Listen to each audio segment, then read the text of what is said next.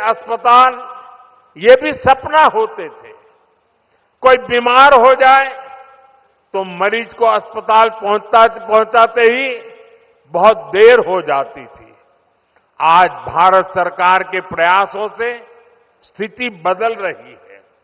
अब चूराचांदपुरा में ही medical college तैयार हो गया है। यहां अब नए डॉक्टर भी बन रहे हैं और स्वास्थ्य सुविधाएं भी बेहतर हो रही है।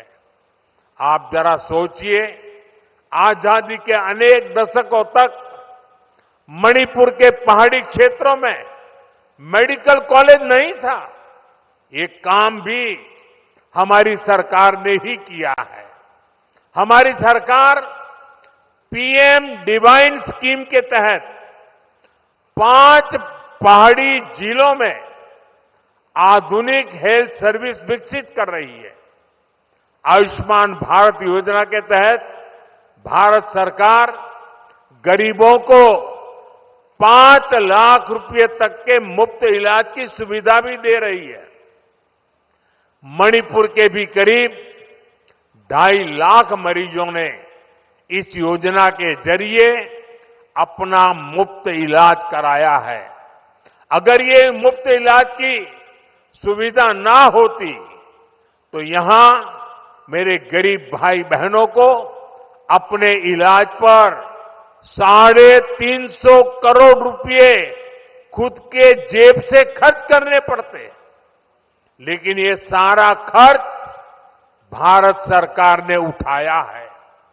वो इसलिए क्योंकि हर गरीब की चिंता को दूर करना हमारी प्राथमिकता है।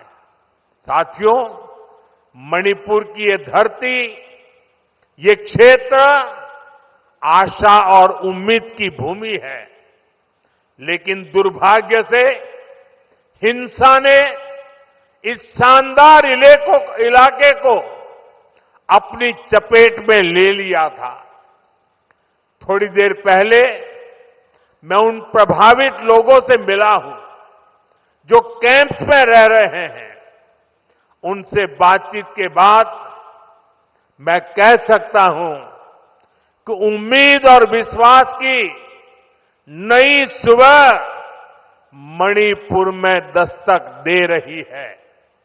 साथियों, किसी भी स्थान पर विकास के लिए शांति की स्थापना बहुत जरूरी है। बीते 11 वर्षों में नॉर्थ ईस्ट में दशकों से चल रहे अनेक विवाद, अनेक संघर्ष समाप्त हुए हैं। लोगों ने शांति का रास्ता चुना है, विकास को प्राथमिकता दी है। मुझे संतोष है कि हाल ही में हिल्स और वैली में अलग अलग ग्रुप्स के साथ समझौतों के लिए बातचीत की शुरुआत हुई है। ये भारत सरकार के उन प्रयासों का हिस्सा है जिसमें संवाद, सम्मान और आपसी समझ को महत्व देते हुए शांति की स्थापना के लिए काम किया जा रहा है। मैं सभी संगठनों से अपील करूंगा कि शांति के रास्ते पर आगे बढ़कर अपने सपनों को पूरा करें, अपने बच्चों के भविष्य को सुनिश्चित करें।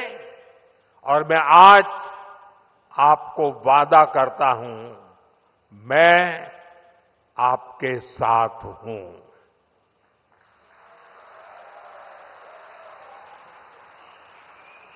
भारत सरकार आपके साथ है, मणिपुर के लोगों के साथ है।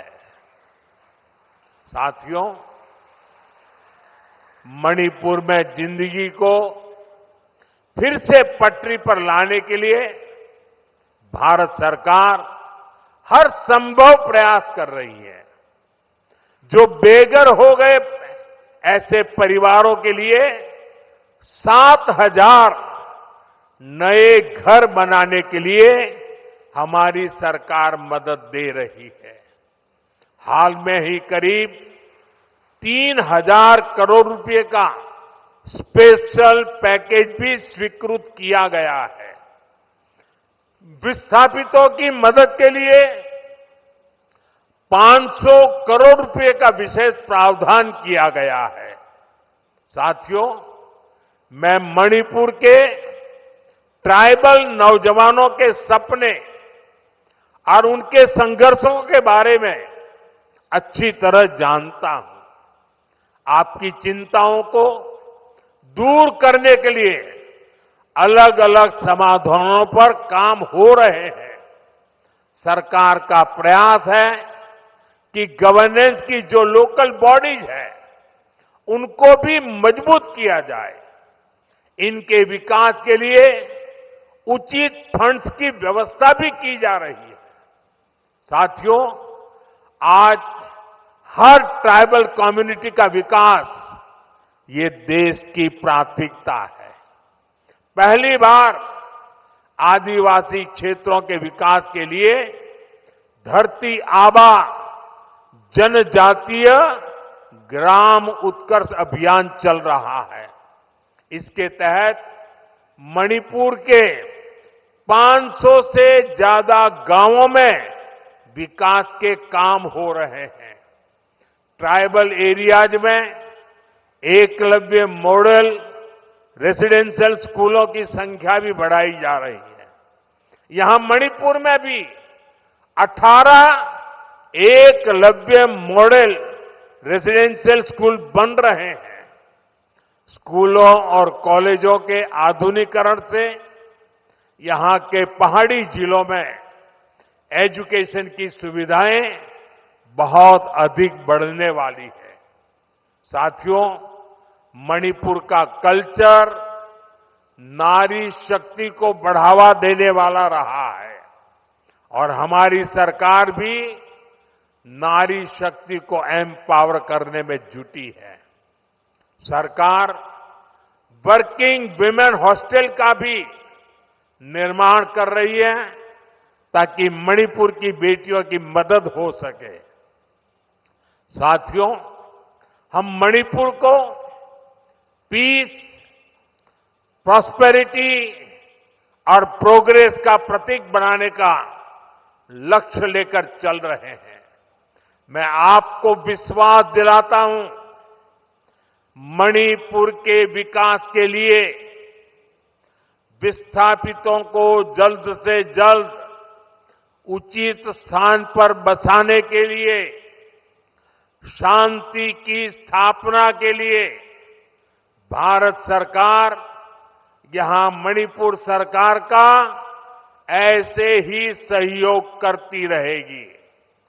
मैं एक बार फिर आप सभी को विकास परियोजना की बहुत बहुत बधाई देता हूं और आपने जो प्यार दिया है, जो सम्मान दिया है, इसके लिए मैं मणिपुर वासियों का हृदय से बहुत बहुत आभार व्यक्त करता हूं।